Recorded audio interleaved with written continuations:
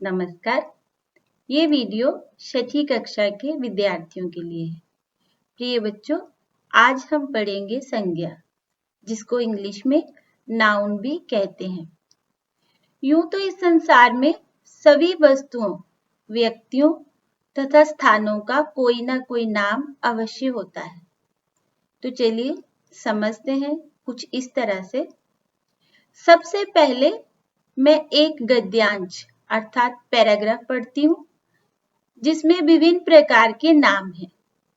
स्थानों के नाम हैं, व्यक्तियों के नाम हैं, त्योहारों के नाम हैं, विशेष जाति के नाम हैं या फिर भावों के नाम भी हैं।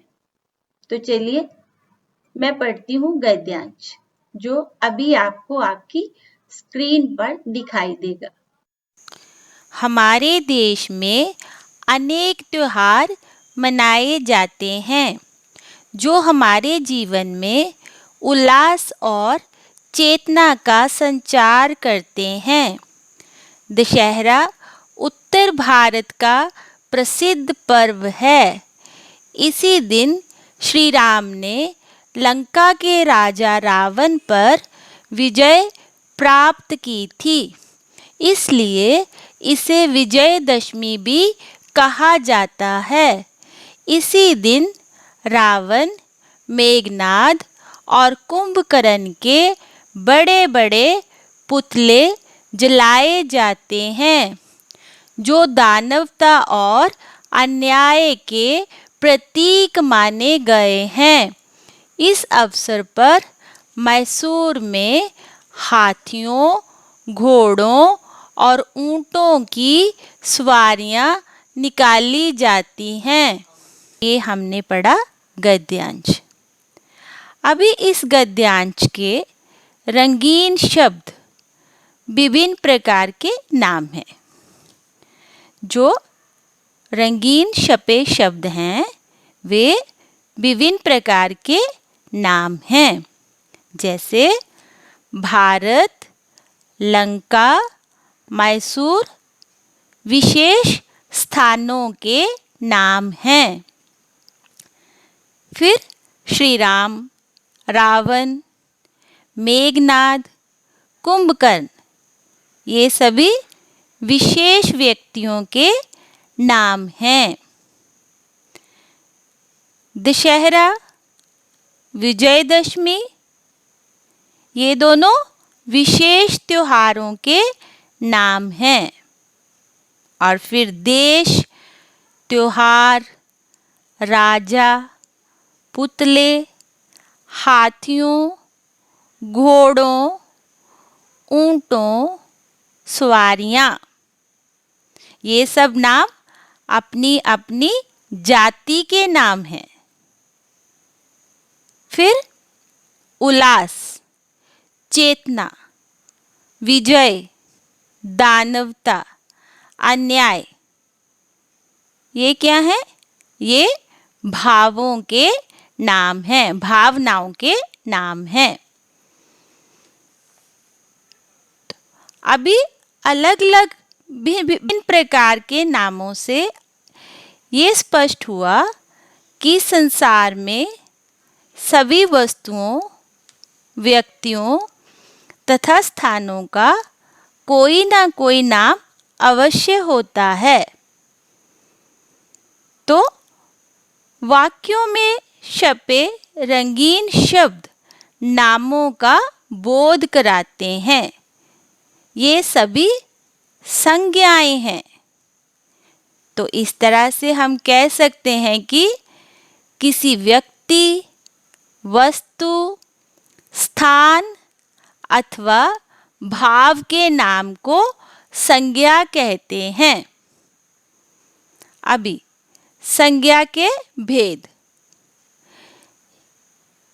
हिंदी व्याकरण में संज्ञा के 3 भेद होते हैं।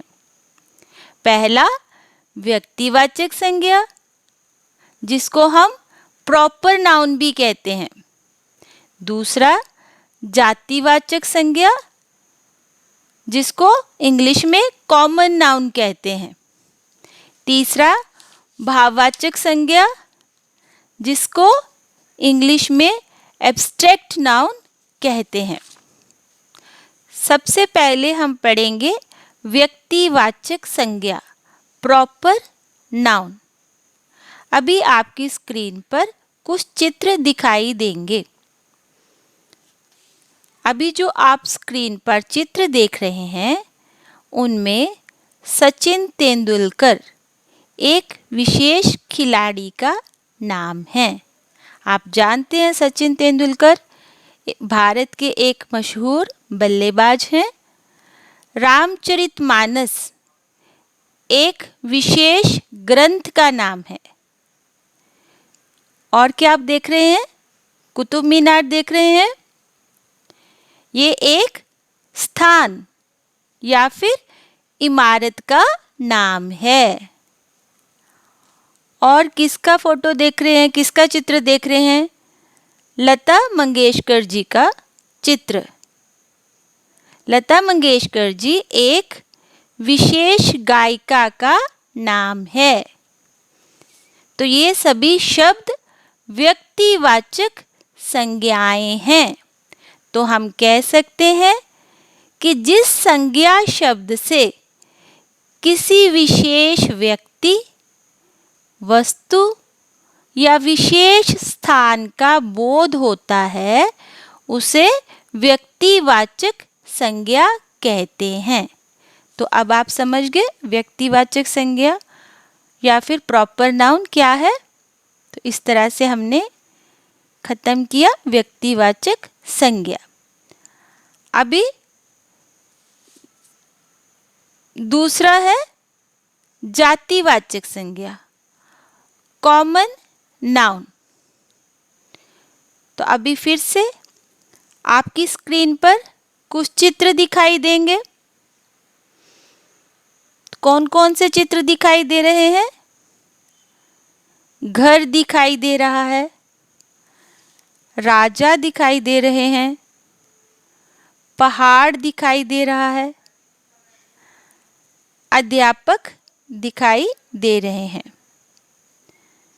तो घर, राजा, पहाड़, अध्यापक किसी विशेष वस्तु, प्राणी या स्थान की ओर संकेत ना करके अपने वर्ग या जाति का बोध करा रहे हैं, इसलिए ये सभी जातिवाचक संज्ञाएं हैं। तो हम क्या कह सकते हैं कि जिस संज्ञा शब्द से किसी एक ही जाति के सभी व्यक्तियों, प्राणियों या स्थानों का बोध हो उसे जातिवाचक संज्ञा कहते हैं। अभी तीसरी संज्ञा पे आ जाइए, जिसको हम भाववाचक संज्ञा या फिर एब्स्ट्रैक्ट नाउन कहते हैं। अभी फिर से आपकी स्क्रीन पर कुछ चित्र दिखाई देंगे। तो ये कौन कौन से चित्र हैं?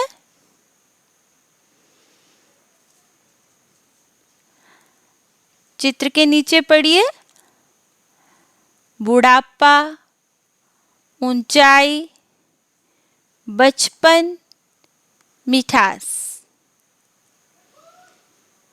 तो बुढ़ापा, ऊंचाई, बचपन तथा मिठास हमें किसी प्राणी या वस्तु के गुण, दोष, भाव, दशा या फिर अवस्था आदि का बोध करा रहे हैं। तो ये सभी भाववाचक संज्ञाएं हैं। तो भाववाचक संज्ञा के लिए कुछ विशेष याद रखने योग्य बात है। वह क्या है? भाववाचक संज्ञाओं को केवल महसूस किया जा सकता है। भाववाचक संज्ञाओं को कोई आकार नहीं दिया जा सकता। इस तरह से हम कह सकते हैं कि जिन संज्ञा शब्दों से किसी व्यक्ति, स्थान अथवा वस्तु के गुण, दोष, भाव, दशा या अवस्था आदि का बोध हो, उन्हें भाववाचक संज्ञाएं कहते हैं। तो इस तरह से हमने पढ़ा व्यक्तिवाचक संज्ञा, जातिवाचक संज्ञा और भाववाचक संज्ञा। अभी हमने जो उदाहरणें पढ़ी, इन उदाहरणों के अलावा कुछ और उदाहरणें दीजिए। जैसे मैं आपको पूछती हूँ, व्यक्तिवाचक संज्ञा की कुछ और उदाहरणें दीजिए, तो आप क्या कह सकते हैं? यमुना, हिमालय, दिल्ली, गीतांजलि, ताजमहल, रामायण, जवाहरलाल, बाइबल, कुरान इत्यादि। इस तरह से जातिवाचक संज्ञा की कुछ और उदाहरणें दीजिए। जैसे बताइए, मोर, घोड़ा, नगर, पुस्तक, महिला, बालिका इत्यादि।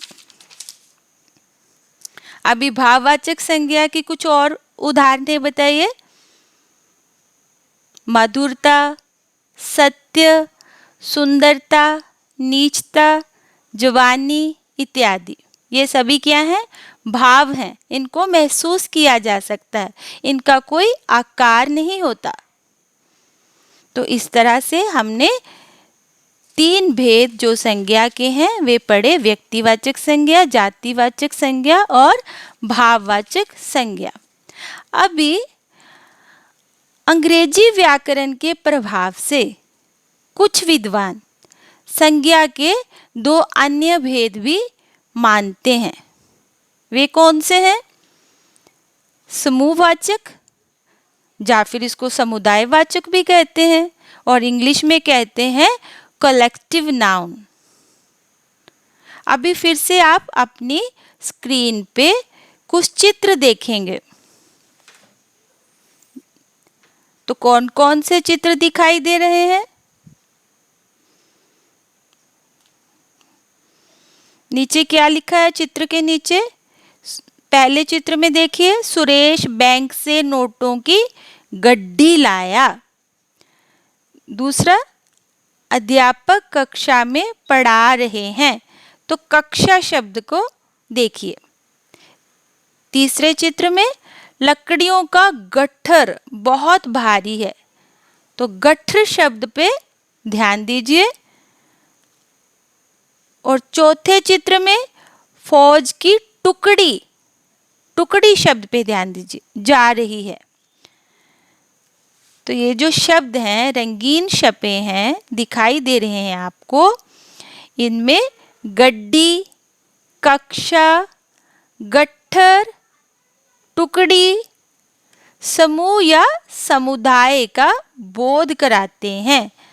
अतः इसलिए ये सभी समूहवाचक संज्ञाएं हैं, या फिर इन्हें समुदायवाचक संज्ञाएं भी कहते हैं।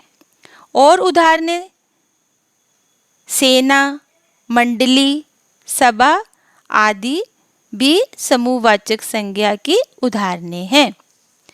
तो हम क्या कह सकते हैं कि जिन संज्ञा शब्दों से किसी समूह या समुदाय का बोध होता है, उसे समूहवाचक या फिर समुदायवाचक संज्ञा कहते हैं। और कौन सी संज्ञा है? द्रव्यवाचक संज्ञा। अंग्रेजी व्याकरण के प्रभाव से कुछ विद्वान और कौन सी संज्ञा भी मानते हैं? एक तो मैंने बताई समूहवाचक, दूसरी कौन सी? द्रव्यवाचक संज्ञा। अभी ये द्रव्यवाचक संज्ञा क्या है? इसको हम इंग्लिश में मैटेरियल नाउन कहते हैं। अभी फिर से मैं आपकी स्क्रीन पे आपको कुछ चित्र दिखाती हूँ। इन चित्रों को ध्यान से देखिए। पहले चित्र में मीना ने सोने के कंगन खरीदे। सोने शब्द पे ध्यान दीजिए। दूसरे चित्र में पीतल का फूलदान सुंदर लग रहा है, पीतल। तीसरे में महेश दूध पी रहा है, दूध। चौथे चित्र में नानी ने गीता को चांदी की पायल दी, चांदी। तो इन चित्रों में प्रयुक्त शब्द हैं सोना, पीतल, दूध और चांदी। ये हमें धातुओं एवं द्रव्य का बोध कराते हैं, इसलिए इन्हें द्रव्यवाचक संज्ञाएं कहते हैं। तो अभी मैंने क्या शब्द बोला? द्रव्य। द्रव्य क्या है? पदार्थ। और एक शब्द मैंने प्रयोग किया धातु। धातु का मतलब है मेटल्स। तो इस तरह से हम क्या कह सकते हैं? जिस संज्ञा शब्द से किसी द्रव्य, पदार्थ या धातु का बोध हो उसे द्रव्यवाचक संज्ञा कहते हैं। फिर से बताती हूँ, द्रव्य का अर्थ है वस्तु या पदार्थ, जिसको हम इंग्लिश में मैटर और मटेरियल भी कहते हैं। तो हिंदी में समूहवाचक तथा द्रव्यवाचक शब्द जातिवाचक संज्ञा भी माने जाते हैं। तो बच्चों, आज के वीडियो में हमने समझा और जाना कि संज्ञा क्या है। अभी आप अपनी व्याकरण की किताब संबोध व्याकरण में पेज नंबर 67 से 70 तक इसको रिवाइज करें, दोहराई करें। धन्यवाद।